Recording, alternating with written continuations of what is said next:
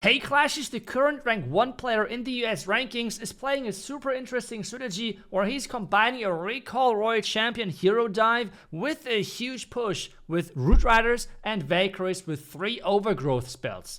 When I saw the strategy, I wanted to see how he's actually using it, and he was able to provide some of those replays. So let's take a look and learn from the current rank 1 player from the US how the strategy is played. And what I love the most about this strategy is that it's something more creative. And it really shows that even with more creative approaches, you can get to those top positions as long as you're understanding your strategy. Even the equipments are not only the standard ones. For the Royal Champion, for example, he's bringing the Haste Vial with the Royal Gem.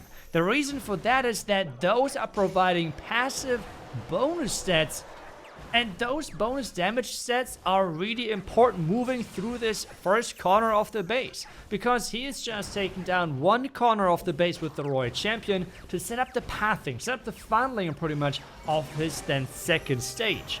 The concept here, the thinking behind this is that you're kind of replacing a ward and walk, but instead of going for everything, which means like regular buildings and defense, he's only going for those defenses and getting a lot of value with those first couple of steps. The next thing is going to be the King, and then all of those Root Riders with the Valkyries into the base. As well, he's using on the Barbarian King the Earthquake boost with the Spiky Ball. Gauntlet will work as well instead of the Spiky Ball, but both are completely fine.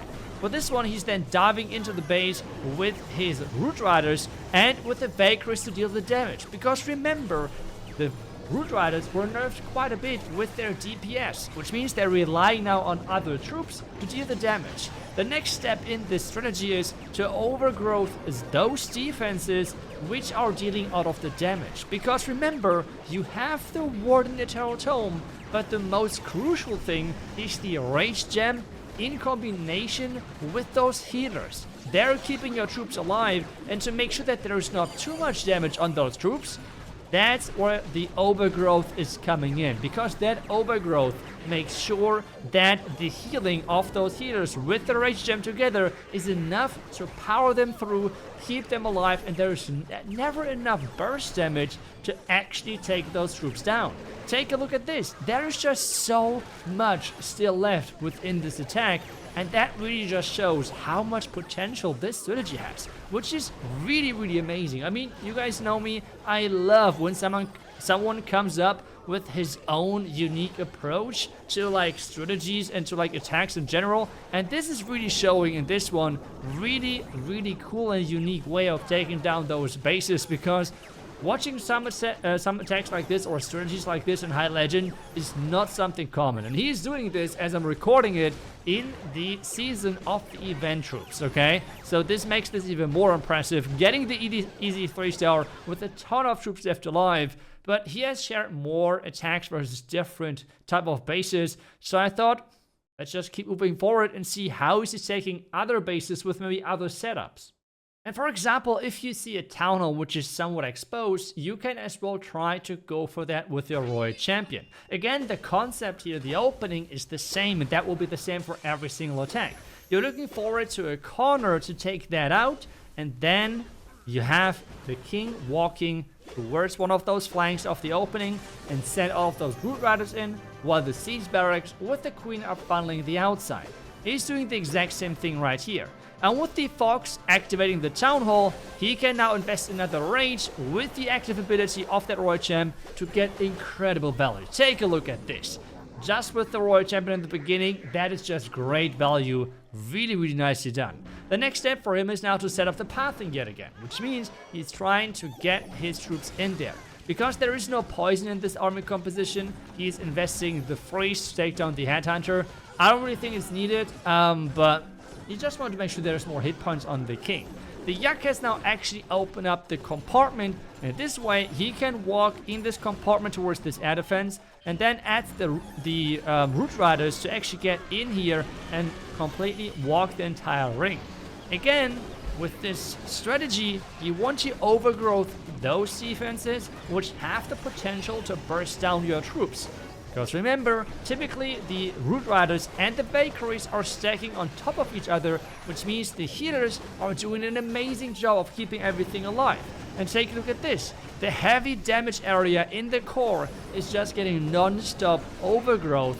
And this means the troops are just staying alive because the burst damage is not enough. Take a look. The eagle shots are coming in, but it won't make a difference. They're just getting healed back up again because of the Rage Gem and the healer combination.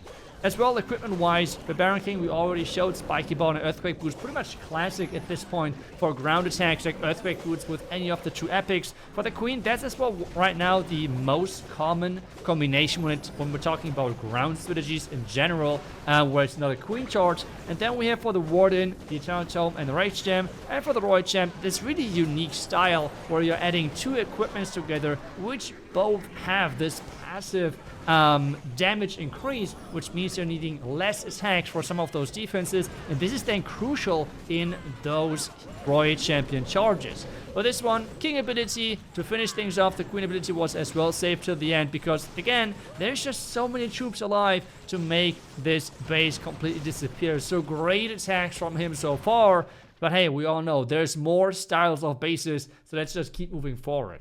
Another base, but this time around we have not this classic stacked Rage Tower area where the Overgrowth spell might be somewhat obvious to deploy. Instead, he is going to react and see where the Overgrowth is making the most sense. As well, starting again things off at a corner to funnel and set up the funnel to make sure that his King then later on has a really easy approach, picking one of the sides and then getting supported by the Root Riders. As well, Mike is looking for a protein, by the way, so if there's any other tournament playing teams out there who are like interested in picking him up, feel free to contact him. I will put everything from Mike in the description of this video, as I'm really grateful for him sharing those attacks because, as I said earlier, I freaking love it when someone is not only coming up with something more unique, something more creative like those Royal Champion dive and is making it work, but there's like the second thing about this, right? He's making it work. He's right up there in really high legends, which means like rank 1 in the US, and this is like equal to around like top 50 or top 30 or something globally, which is crazy impressive, especially considering with how much win trading there is going on in the highest ranks right now. So being in the top 30, top 50 is already quite a big accomplishment in the current standing of high legends, but yeah, really impressive.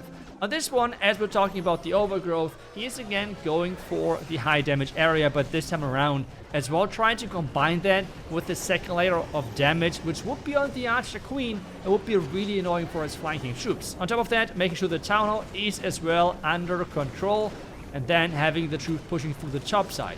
He does not even need to use the Royal Champion the Warden ability right now because he's just looking so strong.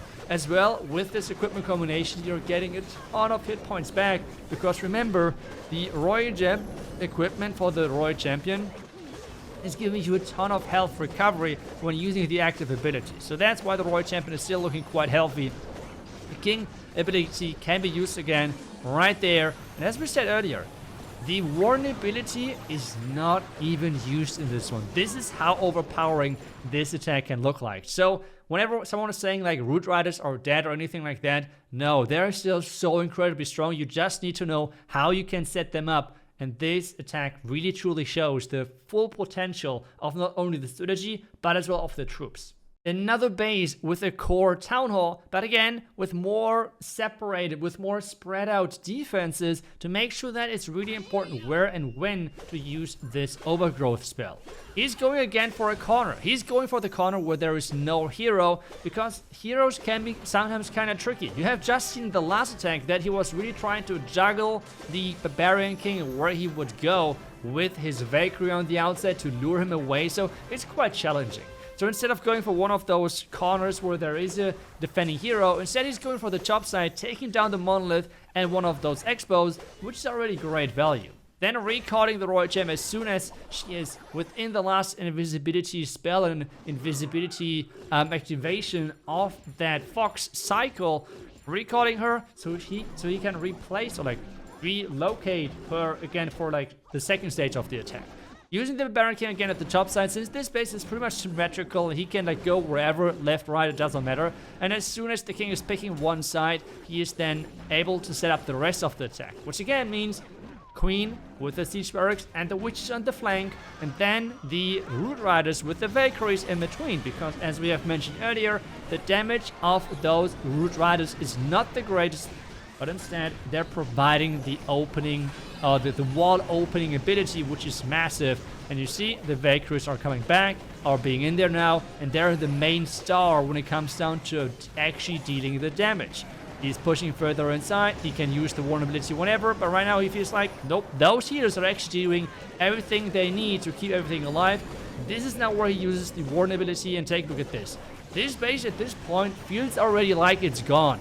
Non-stop overgrowth spell for the town hall. The town hall is going to wake up then again in like 20 seconds or something, while the entire bottom side is just getting demolished. And he's not even used that queen ability, which means he has the mirror and that healer puppet on that queen, which is going to be massive for the push.